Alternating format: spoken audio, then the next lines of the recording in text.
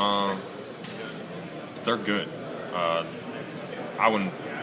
Like, it's hard for me to say because I was supposed to be one of them kind of guys coming in. So like, and then you get here and you realize, well, no, they're really good. Like, you can't really, belittle them at all because they are good. I mean, they're here for a reason, and people don't really realize that until you see them play against, some of the guys that were like, ranked higher than them and doing other stuff, and then you see him playing against you, like, no, they're really good. Like, he can score.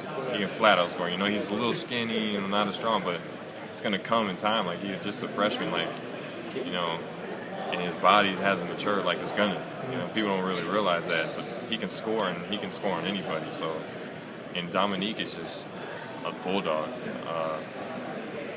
And he does a lot of good things defensively, and he's calm. That's one thing that I've noticed about him. He's super calm. He doesn't like get sped up.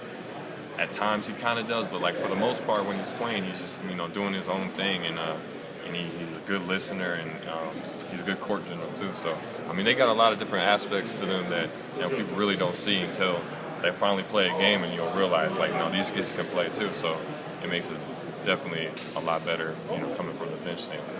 For Coach Cal, for us, a lot of times he'll tell us a story that we've heard 8 times already to illustrate his point. In your second year, I'm sure you're already hearing things again.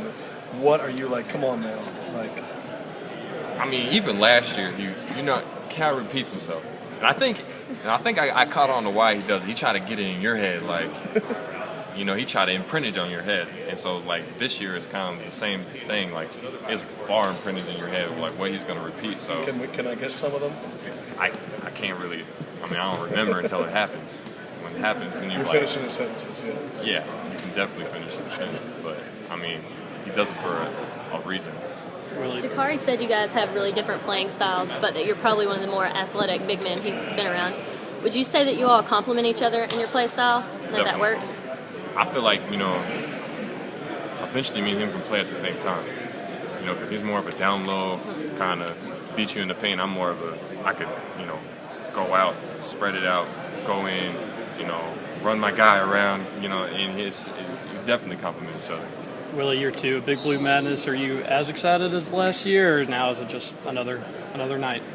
Nah, Big Blue Madness is gonna be exciting if you stay here for 4 years. I'm pretty sure it's still exciting for John Hood and Jared.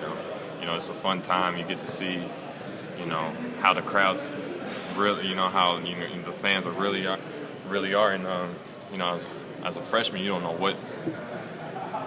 what it is to be a player going through. Like, you're there, you get to go to it when you're on your visit or whatever, and you get to experience it that way. But it's different when they're yelling your name and you're on the stage, and your little intro song's going on, and it's all about you in that 2 minutes. And then instead of like when you're on the sideline, you're like, dang, like this stuff is crazy.